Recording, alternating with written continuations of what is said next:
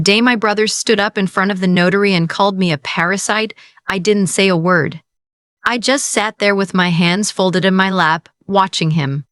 He was wearing the suit my father bought him 3 Christmases ago, the charcoal one from Harry Rosen that he'd always been so proud of.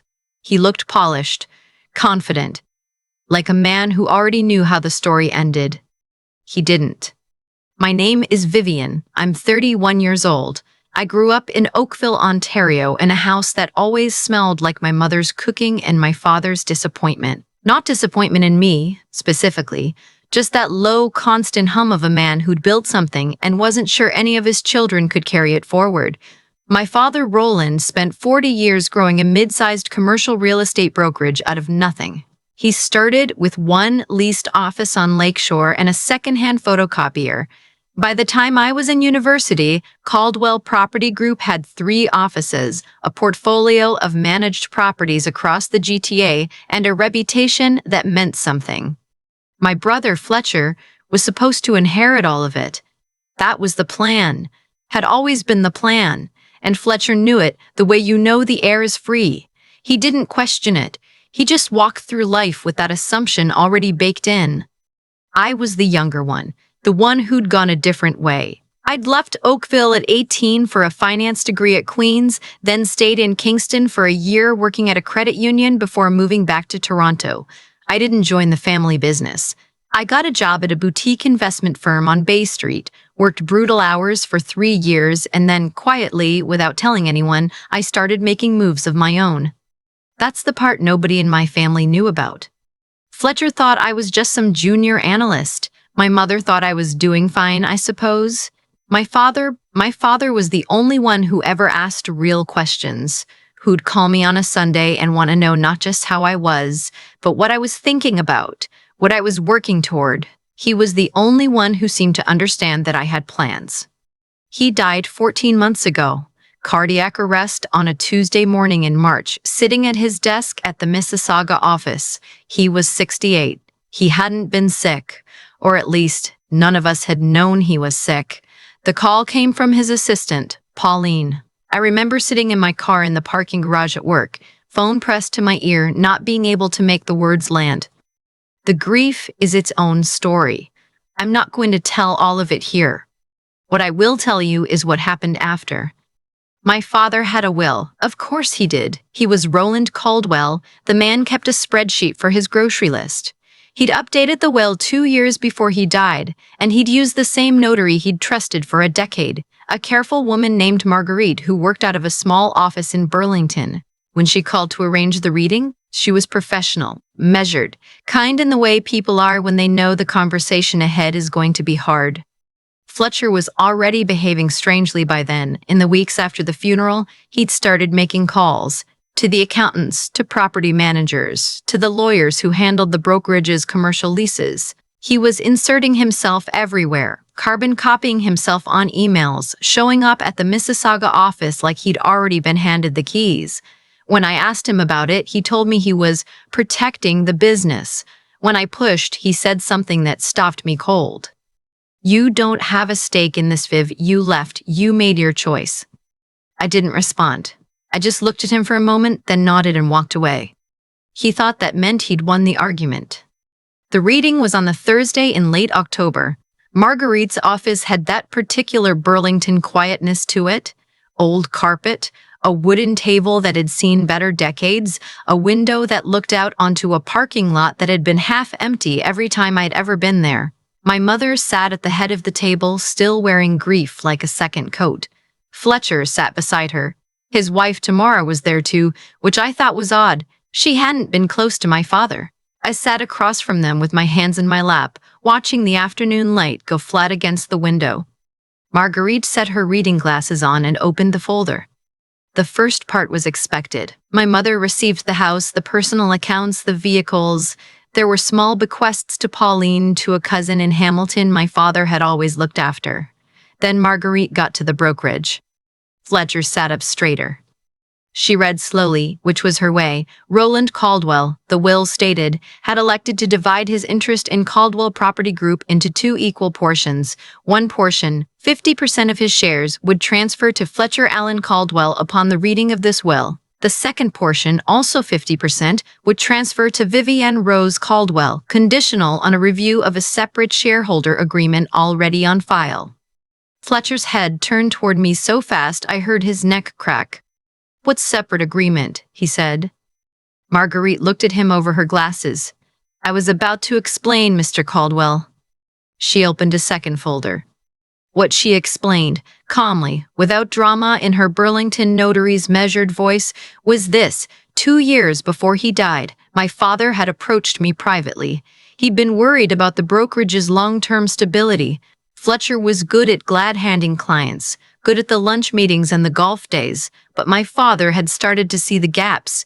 He didn't have the financial discipline the business needed going forward. The commercial real estate market in the GTA was shifting. Interest rates, the office vacancy crisis post-pandemic, the tightening of property management margins. My father had needed someone who understood capital structure, who could read a balance sheet without flinching. He'd asked me to help him quietly.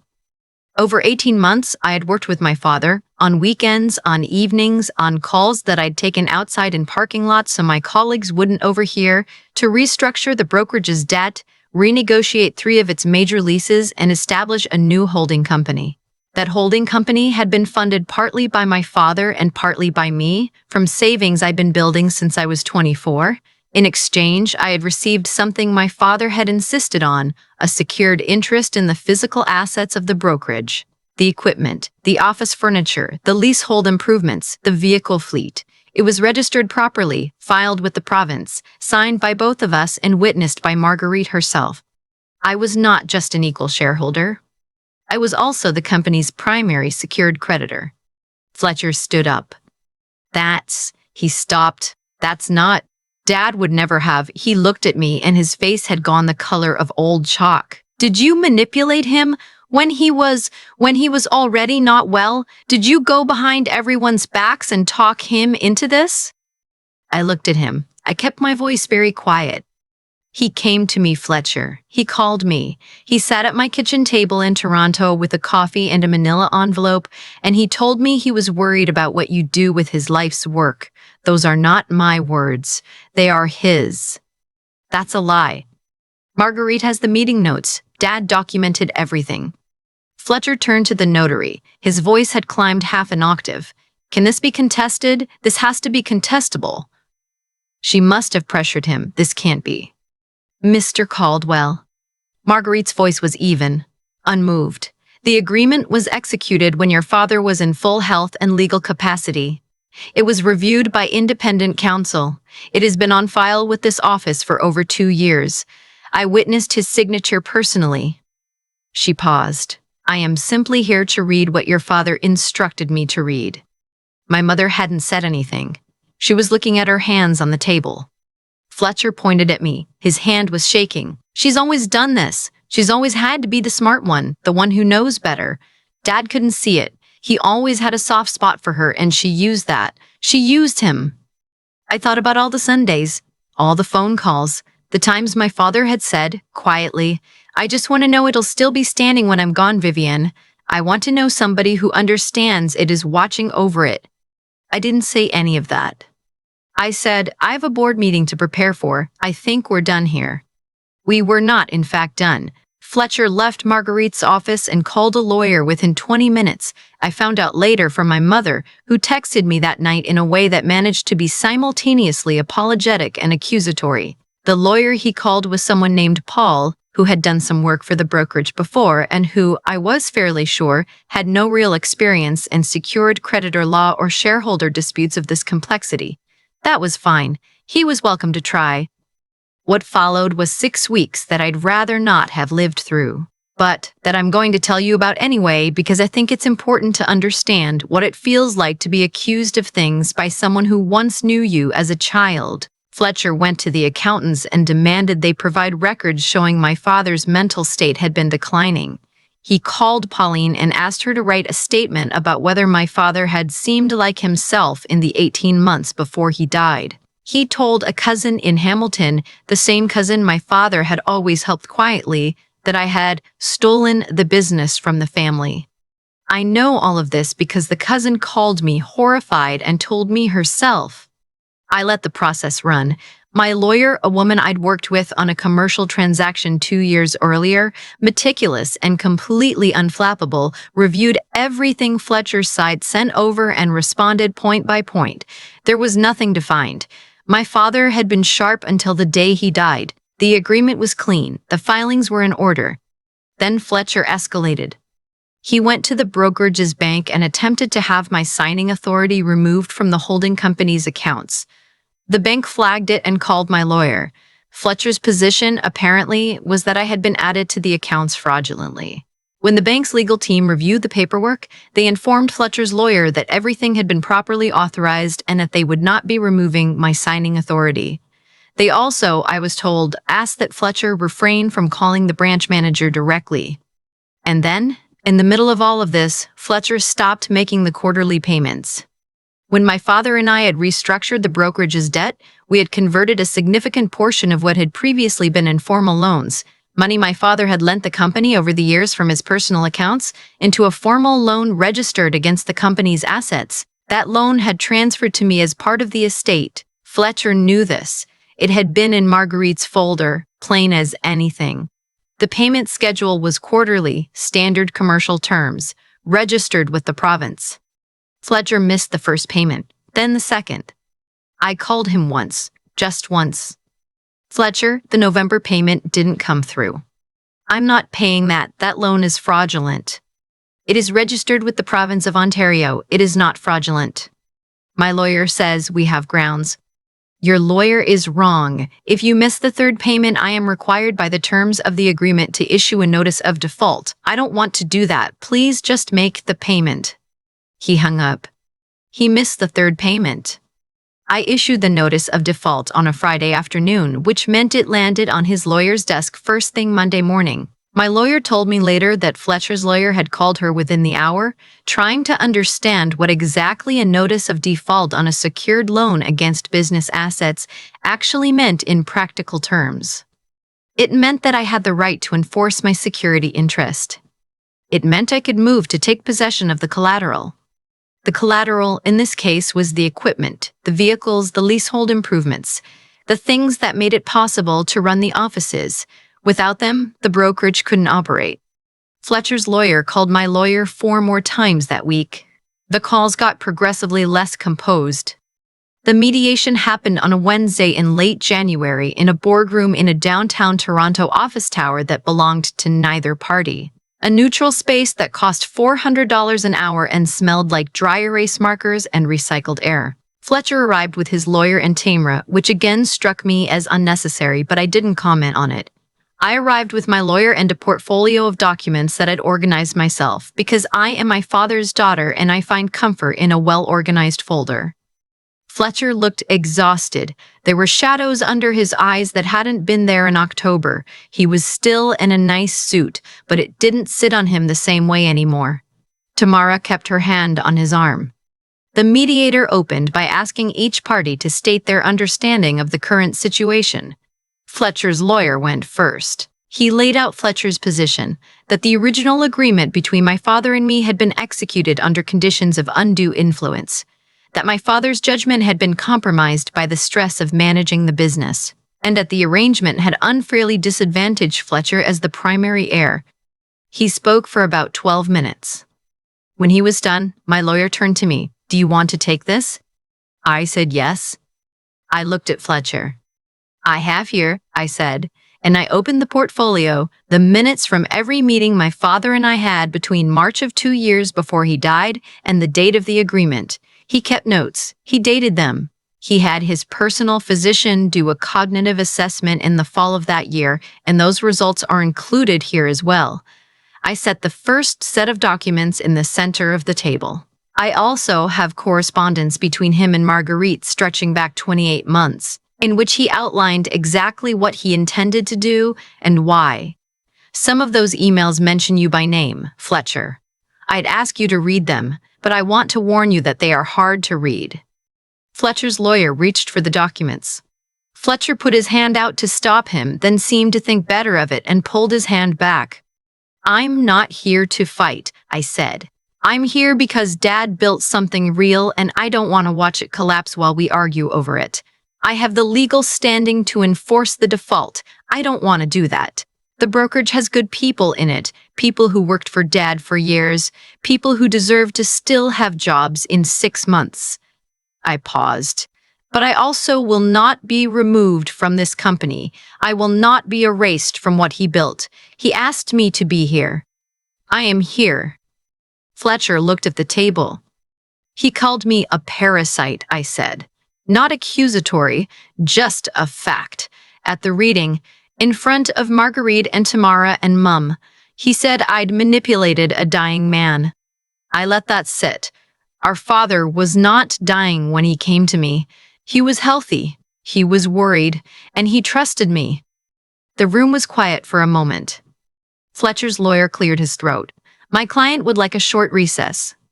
We took a recess, 20 minutes. I stood by the floor-to-ceiling windows and looked out at the lake, which was flat and gray and January-specific in the way Lake Ontario gets when it's had enough of the season. My lawyer stood beside me and didn't say anything, which I appreciated. When we went back in, Fletcher's lawyer said that his client was prepared to discuss a transition arrangement. The agreement we reached took another 3 weeks to finalize.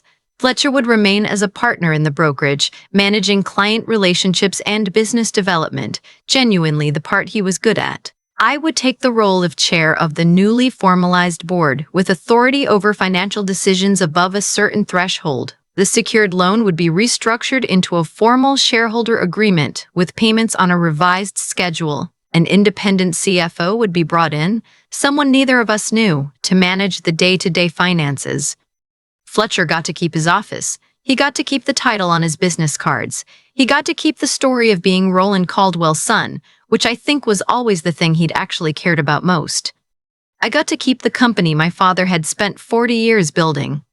My mother called me on the Sunday after the papers were signed. We talked for almost an hour, the longest we'd spoken since the funeral. She told me she hadn't understood, that she'd assumed I'd done something wrong, that she was sorry for believing Fletcher's version without asking for mine. She cried a little. I cried a little. It was a Sunday in February, which is maybe the most honest kind of day for that sort of conversation. She asked me what I thought Dad would have said about all of it. I thought about it for a moment. He would have said the same thing he always said, I told her. That there's no version of doing things right that doesn't cost you something, but you pay the cost and you keep going. She was quiet. He would also, I added, have had a very strong opinion about the new CFO's qualifications. He would have sent me a spreadsheet. My mother laughed. It sounded like relief. I'm still running the brokerage, not from the sidelines, properly, actively in the room. I moved into my father's old office at the Mississauga location 3 months ago. Pauline is still there. She cried when I came in and then immediately handed me a folder of things that needed attention, which is the most my father's office thing that has ever happened. His old coffee mug is still on the shelf. I haven't moved it. Fletcher and I are not close. We are not enemies. We are two people who share a last name and a company and the memory of a man who loved us both, in different ways and to different degrees, and who tried his best to take care of both versions of the future he could see. We sit across the table from each other at board meetings, and we are professional, and sometimes I think that is the best we will ever be, and I have made my peace with that. What I haven't made peace with is the moment he called me a parasite. Not because it hurt, exactly. I've had time to understand that it came from panic. From a man who'd built his entire identity around being the one who would carry the name forward, suddenly confronting the possibility that the name was going to be carried differently than he'd imagined. I understand it. I don't forgive it. There's a version of understanding something that isn't forgiveness, and I live there. But here's what I know. My father sat at my kitchen table with a manila envelope and a cooling cup of coffee, and he chose me. Not because I was convenient or nearby or easy. He drove 2 hours to Toronto on a Saturday because he trusted my judgment. Because he'd watched me quietly build something of my own and he recognized the shape of it. He saw me. He'd been seeing me for years. I was just the only one paying attention. The Caldwell Property Group Winter Report went out last month. I wrote the shareholder letter myself. It took 4 drafts. I think I got it right on the 4th one, clear, direct, honest about the challenges, specific about the path forward. The kind of letter my father would have read twice and then called me about on a Sunday.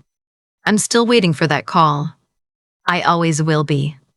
I keep coming back to the moment Fletcher's pen stopped moving across that table. Not the dramatic parts, not the folder, not the notary's voice, not the sound of his lawyer quietly clearing his throat. Just that small, ordinary moment when his hand went still. Because that's where the whole thing lived, really, in the pause between what he assumed and what was actually true. I spent a long time thinking about what my father did by coming to me the way he did. He didn't announce it.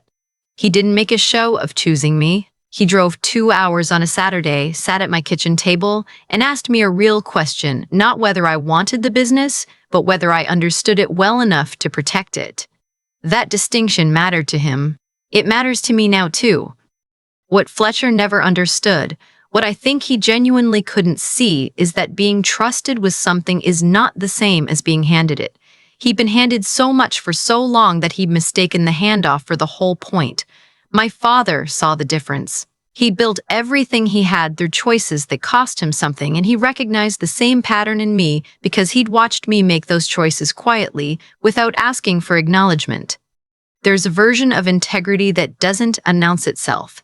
It just shows up in the details.